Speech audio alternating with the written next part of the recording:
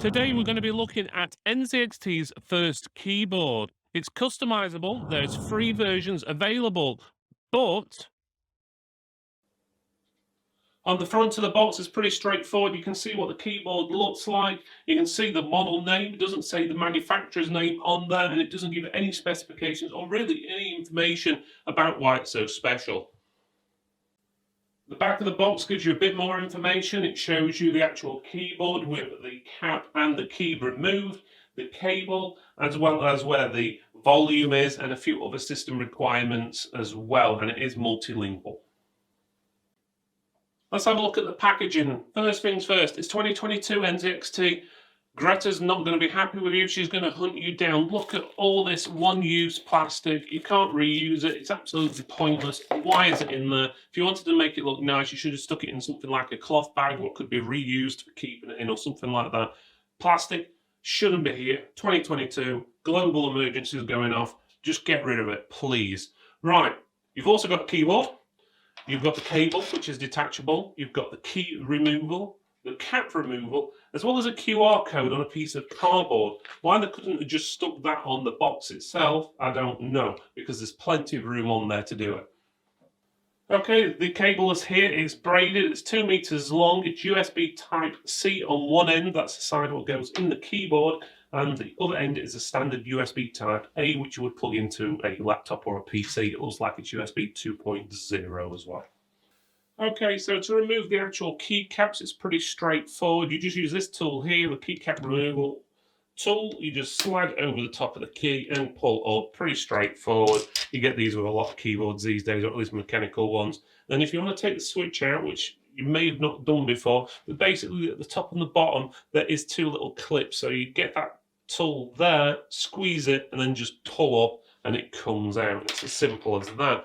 One thing notice inside, there is no foam or anything to deaden the sound. Would have been nice if there was, as standard, especially for the price of this, which we'll come to in a few minutes, if there was some foam inside to actually make it a little bit quieter. The keycaps are double coated, which basically means that the light, when we have got it turned on, will shine through, and you'll be able to see it on the writing itself, so it stands out a little bit better. But otherwise, you can go out, buy your own keycaps, all your own actual keys, and change them around to however you want and customize it however you want. You can also order it online from NZXT and design it how you want it via them. Again, we'll come to that in a few moments because it also revolves around the pricing. Okay, so let's have a look at the keyboard itself. So first thing to notice, you've got the RGB on there. The effects cannot be changed via the keyboard itself, or not that we can see anyway. There's no way to create profiles, or not that seem to allow us through the CAM software, which is NZXT software you use for doing all this. Good thing about software though, it does allow you to put all NZXT products within one program and all through there, but again, it's not the best. We'll come to that in a few minutes. But as you can see there, it is working and it's all lit up. So let's have a closer look. On the left-hand side, you do have a volume wheel here, so you can adjust the volume up and down. It does keep spinning all the way, and it is a little bit loud. I don't know if you can hear that on the microphone. It sounds like someone scratching a piece of wood or something like that, to be honest with you. On the side, you've also got 3 other buttons on there. One is for muting the sound, so obviously on the PC, obviously it'll turn your sound off. You've also got another one here which turns the Windows key on and off, so you don't accidentally knock it while you're playing a game and it kicks you out of the game. And the other one adjusts the lighting brightness, so it's got a few different steps. As you can see, it went a little bit brighter there, but off, low, medium, high, and extra high. But in all honesty, it's not probably the brightest LEDs I've seen, but we'll take some pictures with the studio lights off in a few minutes to give you a rough idea. But it don't look too bad, to be honest. I've seen worse, but I've also seen better in brightness. So there we go. So the keyboard, as you can see on this one, because this is the MINITKL, means that it's as minimal as possible. You haven't got the keys down the side there. It's all pushed in. It's pretty neat. So if you don't want a huge keyboard, or you don't need one, or you want something portable, it's ideal. On the back of the keyboard, there isn't much on there other than the logo. You've also got obviously where the USB cable plugs in as well. It would be nice to get a pass-through of some sort on there, so you can use it as a hub, so you could plug in other things like memory sticks and stuff like that, especially at this price point. And we'll come to that in a few minutes. And on the bottom, it has got 3 feet there, so rubberized feet on the front, which will stop it slipping, and 2 on the back. You do have adjustable height in 2 steps on the back, which do have rubber fittings on as well to stop it slipping. And again, you can go even higher if you wish. But otherwise, there's not much else really to see physically on the keyboard. Oh, there we go. It is quite a sturdy keyboard. It's not much bend in there at all. It is very sturdy. So that's a good thing. But there's some confusing things on here which I'm not too sure about, and I can't see any information anywhere about what it actually does. But there is an NZXT button here. Physical button. If you press it, it does absolutely nothing on the PC or laptop, and you've even got a macro setting in, or where you can change the keys within the CAM software, and it even has that button, and you can set it up as another key, but it doesn't tell you what it actually does. So it's, I don't know, doesn't seem to do anything. Function, Control, Alt, doesn't seem to do anything at all. Maybe you press it and it adjusts the colours. No, nothing. I can't see exactly what that is there for, and there's nothing in the instructions or manuals that we've got.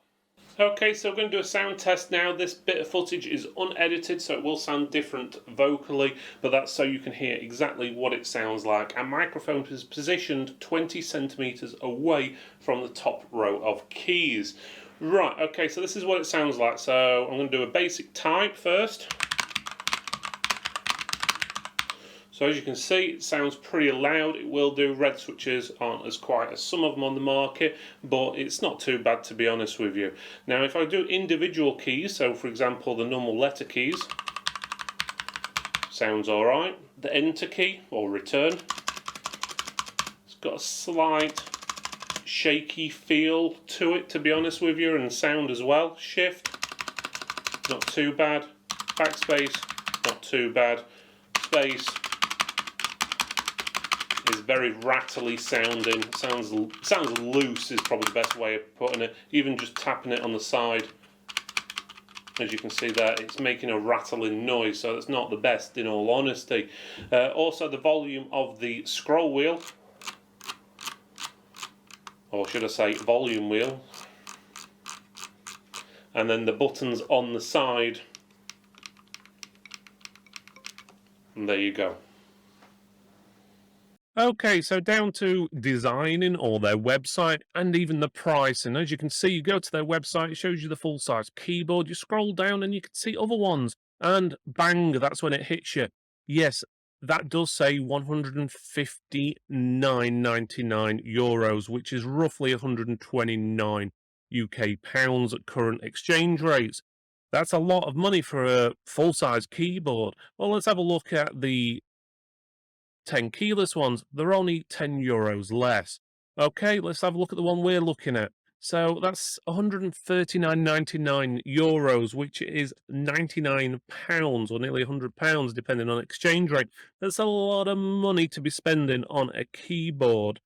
So you're thinking, oh yeah, but you can change it and have it what you want. Well, if you went to a store, you're going to have basically 2 options. You're going to have that keyboard in black or white, or you can obviously go for just the standard TKL or the full-size one. You've only really got 2 options on each one. If you want to design it yourself, you have to do it through their website. So you click on the keyboard you want to design, you can scroll up and down, look at all the bits and bobs, but there is an option on there to start a build. So you click on Start a Build, it'll take you on to another page. On that page, you can see where you can design it. So you've got MINITKL, you've got full size, you can choose it, and you can see the price at the top corner and down the bottom here as we're going along. Bear in mind, it's £139.99 for it, but they're charging you another tenner to build it, and it gives you the estimated build shipping time as well. You can choose the base colour, so you've got the grey, the white, and so forth. We'll choose white. You've got your layout design as well. You've also got language, so English UK gives you German, French as well.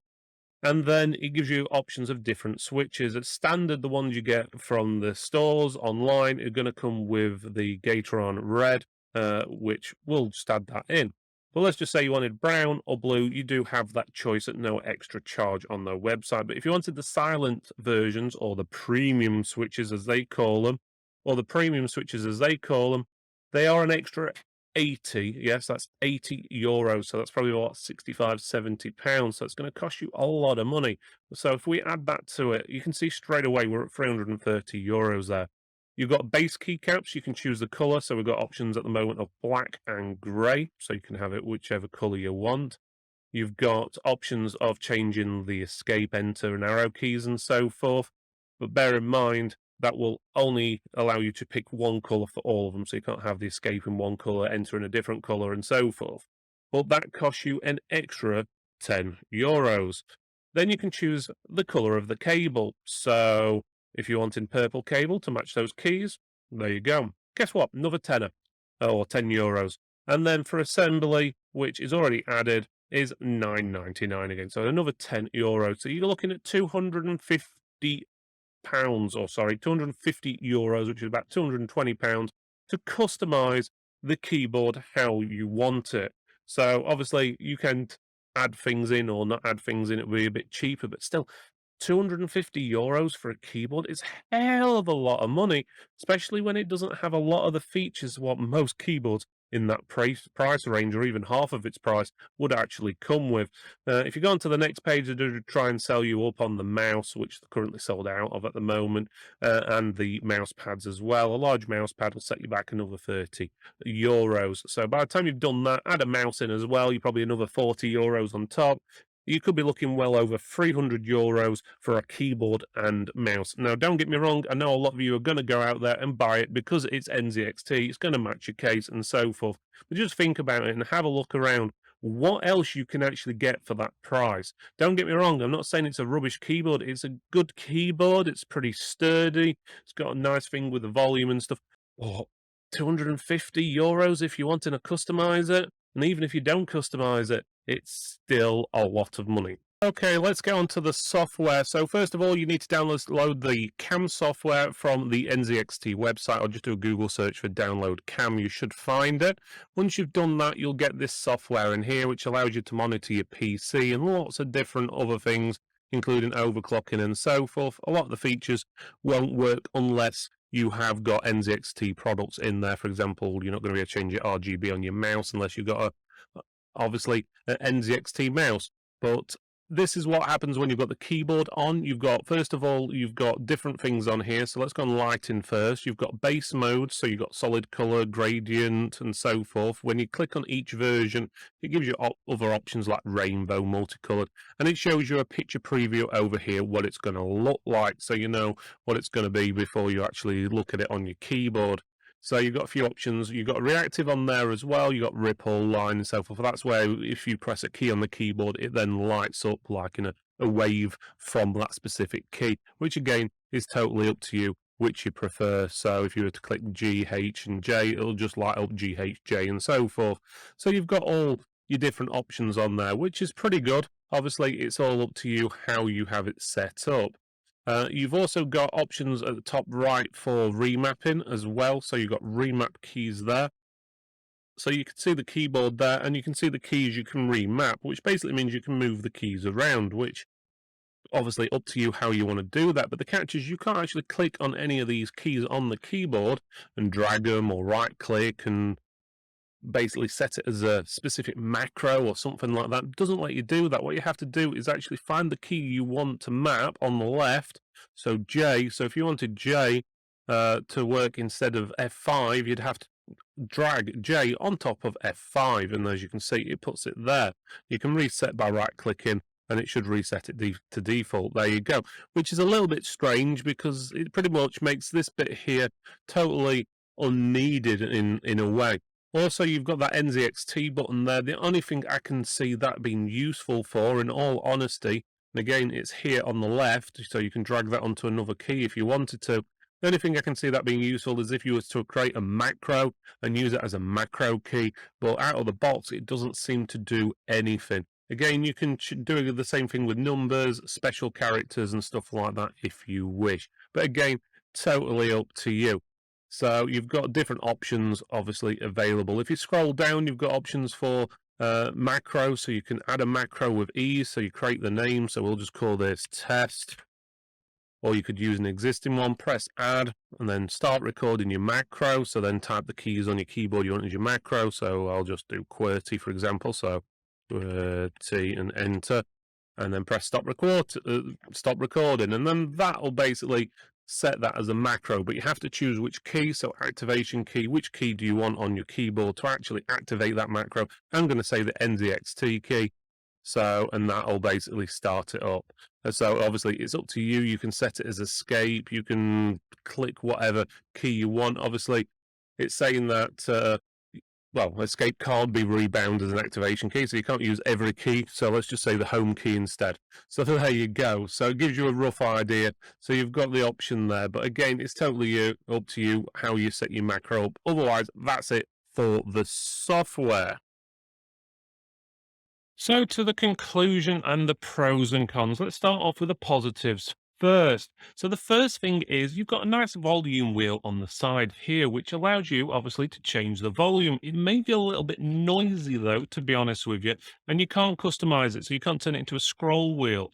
So it's a bit of a pain. It does make a change from having the volume at this top corner of here, because you can actually alter it using your pinky finger while you're probably playing with WAS and D keys. So it's actually, in my eyes, in a good spot. Personally, I would just like to seen it probably about halfway down. Would have been easy to reach a little bit, but otherwise, it's still good. You do have the buttons on the side as well for turning, obviously, the options off, like Windows lock and so forth.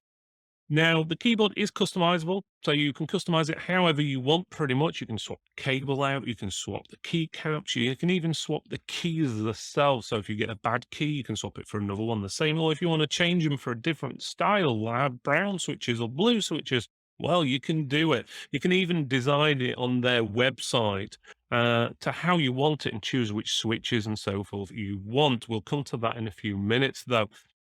There are 3 versions available. So you've got the large version or the full size. You've got the 10 keyless or TKL, depending on how you want to do it, version. And you've got the mini TKL, which is this version here. And if you were buying them from retail, so retail stores or online, generally you'd probably only find 2 of each versions available, one in black, one in white. But if you go on their website, again, you can customize it so you can have slightly different coloring. So going on to more things which are sort of okay-ish, and that's the RGB. So the RGB is okay. It doesn't really excel. It's not the best, but it's not the worst either. To be honest, I think it should be a little bit better, a little bit brighter, especially for the price you're paying for these. So that leads us on to the software. So again, the software's okay. It's good in one sense because if you've not used the NZXT CAM software, it's basically if you get loads of NZXT products, you can use them all through the same piece of software. You don't have to install 10 different programs for 10 different devices. All runs together, and it'll even give you things like specifications and tell you the temperatures of your computer and components and stuff like that. So it's actually a good piece of software to one degree, but it does lack in certain areas. So if you go in the keyboard area, for example, it shows you a nice picture of keyboard, which you can't actually do anything with it other than press reset to default. You have to, if you want to bind the keys, you have to drag the letters or the numbers or whatever from a side panel onto the actual keys, which makes it a little bit fiddly, and it's not always 100% clear which one you're dragging it on top of. So it does make a few bits of issues there. So again, it's good, but it's not the best. Now on to the bad. Okay. Customizing this can get expensive. And when I say expensive, I mean really expensive. The base model of this is 100 UK pounds. If you customize it, so change it to better switches and put slightly different colors in and different things like that, different cable, you're looking at around about 220, 230 pounds. And that's for the small model. Obviously, add another 20, 30 pounds on top of that if you're going for the full size keyboard.